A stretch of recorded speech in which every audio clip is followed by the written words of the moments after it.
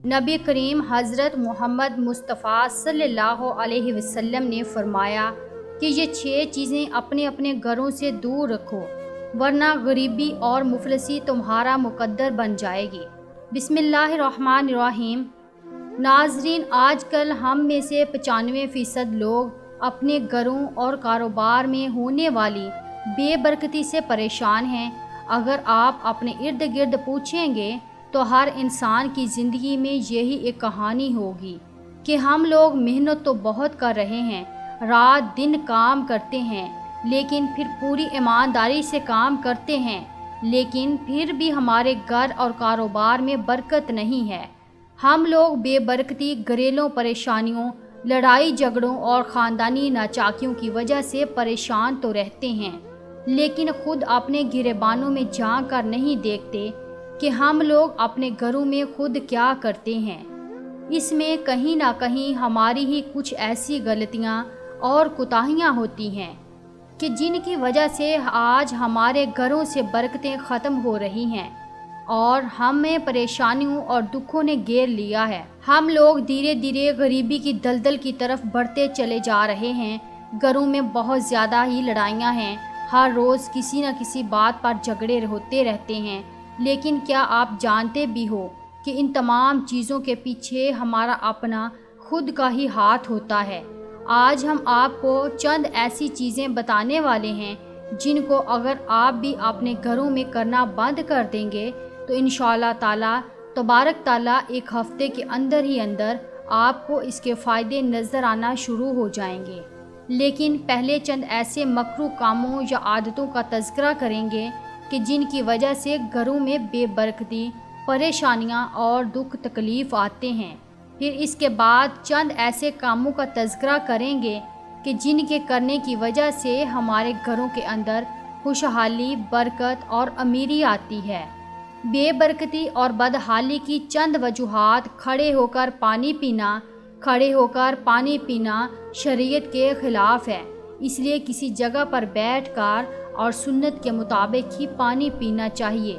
आपने अक्सर देखा होगा कि शहरों में अक्सर किसी शादी ब्याह पर या दीगर तकरीबात में सब लोग खड़े होकर खाना खाते और पानी भी पीते हैं। जो शख्स भी खड़े होकर पानी पीता है या खाना खाता है वो सुन्नते रसूल सल्लल्लाहु अलैहि वसल्लम की सरासर खिलाफ वर्जी करता है और हमारे ऐसा करने से घर में कभी भी बरकत नहीं होती। जल्दी जल्दी नमाज पढ़ना।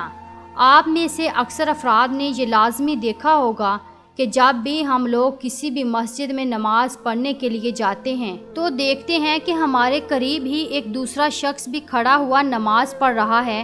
अभी हम लोग ज़ोहर की नमाज की 4 सुन्नतें भी नहीं पढ़ पाते कि वो शख्स ज़ोहर की नमाज की मुकम्मल रकतें अदा करके और दुआ मांग कर मस्जिद से जा भी चुका होता है।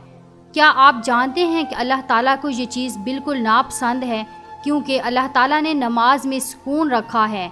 एक हदीस का मफ़हूम है, नबी पाक सल्लल्लाहु ताला अलैहि वसल्लम ने इरशाद फरमाया कि नमाज मेरी आँखों की ठंडक है, जबकि हम नबी पाक सल्लल्लाहु अलैहि वसल्लम की आँखों की ठंडक को भी किसी सज़ा की तरह अदा करते हैं।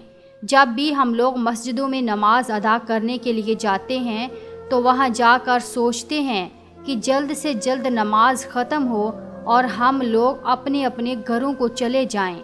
लेकिन इसके बरक्स अगर हम किसी सिनेमा घर या थिएटर में जाएं तो वहाँ 3-3 घंटे की मुकम्मल फ़िल्म देख लेते हैं और इसमें कभी जल्दी नहीं करते। लेकिन अगर कभी नमाज पढ़ने में 5 मिनट भी ज़्यादा हो गए तो हम सोचते हैं कि आज तो बहुत देर हो गई। ऐसा करने से आपके घर और कारोबार की बरकत ख़त्म हो जाती है और मुख्तलिफ़ तरह के दुख तकलीफ़ घेर लेते हैं। इसलिए नमाज हमेशा अल्लाह को राज़ी करने के लिए पढ़ें। नमाज हमेशा मुकम्मल सुकून और इत्मीनान के साथ अदा करें। वुज़ू की जगह पेशाब करना। हर घर में बाथरूम और टॉयलेट बने होते हैं, लेकिन अक्सर जगहों पर ये इकट्ठे ही होते हैं और एक ही जगह टॉयलेट और उसके करीब ही गुस्ल करने की जगह भी बनी होती है, जिसको हम गुस्लखाना कहते हैं। वहाँ पर हम लोग गुस्ल तो करते हैं, लेकिन इसके साथ साथ हमारे घर के कुछ ऐसे अफराद भी होते हैं جو بجائے ٹوائلٹ میں جانے کے غسل کرنے کی جگہ ہی پیشاب وغیرہ کر دیتے ہیں، یا پھر جہاں ہم وضو کرتے ہیں وہاں پر پیشاب کر دیتے ہیں۔ یہ سب ہم غلطی سے یا جانے انجانے میں کرتے ہیں۔ آپ خود سوچیں کہ جہاں پر ہم غسل کریں گے یا پھر وضو کریں گے تو وہ جگہ پاک صاف ہونی چاہیے، کیونکہ پانی کے چھینٹے بھی ہمارے اوپر لازمی گرتے ہیں۔ اب وہیں پر ہم پیشاب کرنا شروع کر دیں تو کیا کبھی آپ نے سوچا ہے کہ آپ کے گھر اور کاروبار میں برکت ہوگی؟ تو ایسا کرنے سے کبھی بھی گھر اور کاروبار میں برکت نہیں ہوگی، بلکہ پریشانیاں اور دکھ تکلیف ہی آئیں گے۔ کھڑے ہو کر پیشاب کرنا، جب بھی ہم لوگ کہیں باہر گھومنے کے لیے جاتے ہیں تو جانے انجانے میں ہم لوگ کھڑے ہو کر پیشاب کر دیتے ہیں۔ کبھی کبھی ہم جلدی میں یا پھر انجانے میں ہی کسی درخت کے نیچے پیشاب کر دیتے ہیں، یا کہیں سفر میں ہوں اور دھوپ سے بچنے کے لیے بھی کسی سایہ دار درخت کے نیچے پیشاب کر دیتے ہیں۔ اور یہ بات ہمیں بخوبی علم ہے کہ اکثر درختوں، سایہ دار ٹھنڈی یا پھر سرسبز شاداب جگہوں پر جنات یا اسیب کا سایہ ہوتا ہے۔ اگر ہم اس درخت کے نیچے پیشاب کرتے ہیں جس کے اوپر جنات یا اسیب کا بسیرا ہو تو پھر ہمارے ساتھ کیا ہوگا؟ اس چیز کا بھی آپ لوگ دھیان رکھیں۔ کھڑے ہو کر پیشاب کرنے سے پیشاب کے چھینٹے شلوار اور جوتے پر لازمی گرتے ہیں، اور اس کے علاوہ پیشاب بھی جسم سے کچھ خارج ہوتا ہے اور باقی مثانے کے اندر ہی رہ جاتا ہے۔ اس لیے کھڑے ہو کر کبھی بھی پیشاب نہ کریں۔ پھونک سے چراغ بجھانا، ناظرین، ایسا کرنے سے بھی آپ کے گھر میں نحوست آتی ہے، یعنی کہ بے برکتی آتی ہے۔ چراغ کو ہمیشہ ہاتھ سے بجھائیں یا پھر کسی گتے کی ہوا سے بجھا دیں۔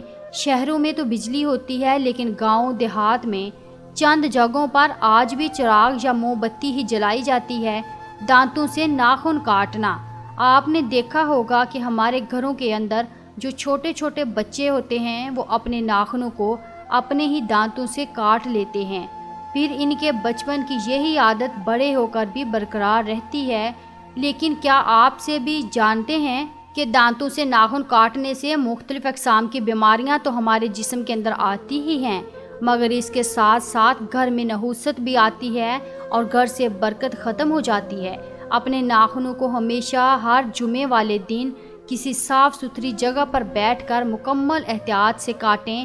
اپنے ناخنوں کو کسی بلیڈ، کینچی، ناخن تراش یا پھر کسی تیز دھار والے اوزار سے اچھی طرح کاٹیں، اور پھر کٹے ہوئے ناخنوں کو احتیاط سے اٹھا کر کسی گندی جگہ پر ڈال دیں۔ دامن یا آستین سے منہ صاف کرنا، ہم لوگ باہر کہیں گھومنے پھرنے کے لیے جاتے ہیں تو کہیں گرمی کی وجہ سے یا پھر کسی دوسری وجہ سے منہ وغیرہ دھونے پڑتے ہیں، اور پھر جلدی میں ہم آستین سے یا پھر قمیض کے دامن سے ہی اپنے منہ اور ہاتھ کو پونچھ لیتے ہیں۔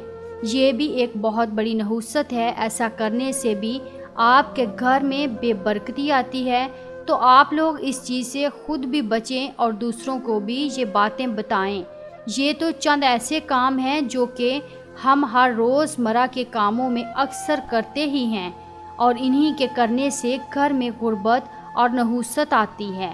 اور اب وہ چند کام بھی جان لیتے ہیں کہ جن کے ہر روز کرنے سے گھر میں برکت ہوتی ہے، لیکن ہم ان اچھے کاموں کو نہیں کرتے۔ قرآن پاک کی تلاوت کرنا، آپ اپنے خود کے گھروں میں جا کر دیکھیں اور پھر کچھ ایسے گھروں کو بھی دیکھیں جہاں دولت اور برکت ہو اور وہ لوگ آپ سے خوشحال بھی ہوں، تو آپ دیکھیں گے کہ وہ خوشحال گھرانے ایسے ہوں گے کہ جہاں پر رہنے والے لوگ روزانہ ہی صبح کو قرآن پاک کی تلاوت کرتے ہیں۔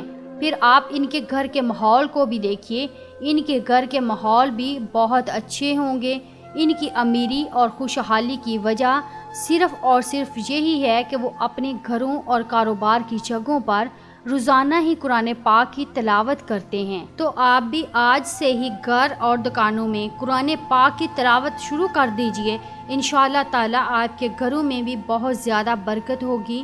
5 وقت کی نماز ادا کرنا، جو شخص بھی 5 وقت کی نماز ادا کرے گا اس کے گھر میں انشاءاللہ برکت، خوشحالی آئے گی۔ تو آپ بھی آج سے ہی 5 وقت کی نماز کی پابندی کرنا شروع کر دیں اور برکت کی فکر اپنے دل و دماغ سے نکال دیں۔ اللہ آپ کے گھر میں ویسے ہی بہت زیادہ برکت دے دے گا، کیونکہ رزق دینے والی ذات صرف اور صرف وہی ہے۔ اللہ پاک کا شکر ادا کرنا۔ قرآن پاک میں اللہ تبارک تعالیٰ کے پاک ارشاد کا مفہوم ہے کہ تم میری شکر گزاری کرو گے تو میں تمہیں اس سے زیادہ دوں گا، اس لیے کثرت سے اللہ پاک کا شکر ادا کرتے رہو۔ اللہ پاک آپ کو دگنا اجر دیتا رہے گا اور آپ کے گھر میں بہت زیادہ برکت ہوگی۔ کثرت سے مراد ہر روز 300 مرتبہ سے زیادہ بار سچے دل اور زبان سے غریب اور مجبور لوگوں کی مدد کرنا۔ جو بھی امیر لوگ اپنی زکوٰۃ نکالتے ہیں، اس زکوٰۃ پر غریب اور مستحق لوگوں کا حق ہوتا ہے۔ زکوٰۃ نکالنے سے مال پاک و صاف ہو جاتا ہے، اس لیے زکوٰۃ کو آپ جتنا نکالو گے اتنا ہی آپ کے پیسے پاک ہوں گے اور ان میں برکت ہوگی۔ بلکہ آپ اس چیز کو آزما کے دیکھ لو، گناہوں سے معافی مانگنا۔ آپ چلتے پھرتے اٹھتے بیٹھتے کوئی بھی کام کر رہے ہیں تو آپ استغفر اللہ استغفر اللہ استغفر اللہ کا ورد کرتے رہیں۔ انشاءاللہ آپ جتنا اللہ تعالیٰ سے اپنے گناہوں کی معافی مانگیں گے، اللہ آپ کو اتنا ہی زیادہ اجر دے گا، اور اس کے لیے آپ استغفار کی کثرت کریں۔ اکثر علماء کرام کے نزدیک استغفار کی کثرت سے مراد یہ ہے کہ ہر روز کم سے کم 300 مرتبہ استغفر اللہ استغفر اللہ استغفر اللہ لازمی پڑھیں۔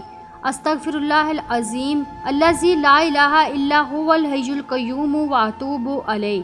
ماں باپ اور رشتہ داروں سے اچھا برتاؤ۔ جتنا آپ اپنے ماں باپ کی خدمت کرو گے، اللہ پاک آپ سے اتنا ہی زیادہ خوش ہوگا۔ اور یہ تو ہم سب مسلمانوں کا عقیدہ ہے کہ جب اللہ پاک کسی انسان سے خوش ہوتا ہے تو اس کی ہر دلی مراد خود بخود ہی پوری ہو جاتی ہے۔ اللہ کے پاک ارشاد کا مفہوم ہے کہ جس نے اپنے ماں باپ کو راضی کر لیا، گویا اس نے مجھے راضی کر لیا۔